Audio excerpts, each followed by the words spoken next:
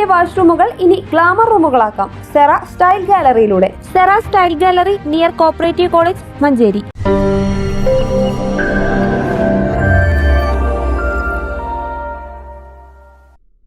തൃക്കലങ്ങോട് പഞ്ചായത്തിലെ 22-ാം വാർഡിൽ പ്രവർത്തിച്ചുകൊണ്ടിരിക്കുന്ന എല്ല് ഫാക്ടറിക്കെതിരെ നാട്ടുകാർ പ്രക്ഷോഭം ശക്തിപ്പെടുത്തുമെന്ന് സമരസമിതി ഭാരവാഹികൾ വാർത്താ സമ്മേളനത്തിൽ അറിയിച്ചു.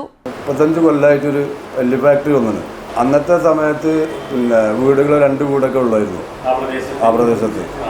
ഇപ്പോൾ 600 മീറ്ററിൻ്റെ ഉള്ളിൽ 100ഓളം വീടുകളുണ്ട്.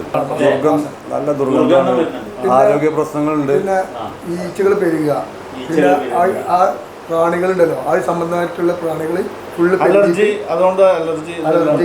അസുഖങ്ങളായിട്ട് കൂടുതലായിട്ട് വന്ന് ക്യാൻസർ, അലർജി, എല്ലാ ആൾക്കാരുണ്ട്. സ്ഥാപനത്തിന് ചുറ്റുമുള്ള 100ഓളം വീട്ടുകാർക്ക് ശുദ്ധവായു പോലും ശ്വസിക്കാൻ പറ്റാത്ത സ്ഥിതിയാണുള്ളതെന്നും ദുർഗന്ധം കാരണം ആളുകൾക്ക് വഴി നടക്കാൻ പറ്റാത്ത സ്ഥിതിയാണുള്ളതെന്നും വാർത്താ സമ്മേളനത്തിൽ സമരസമിതി ഭാരവാഹികൾ ആരോപിച്ചു.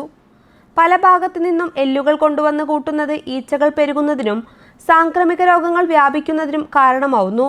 ഫാക്ടറിക്കെതിരെ പഞ്ചായത്തിൽ പരാതി കൊടുത്തിട്ടും നടപടി ഉണ്ടായിട്ടില്ലെന്നും വാർത്താ സമ്മേളനത്തിൽ പറഞ്ഞു.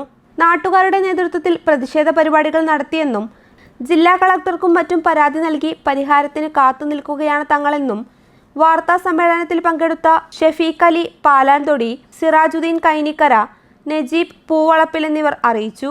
News bureau, Manjeri.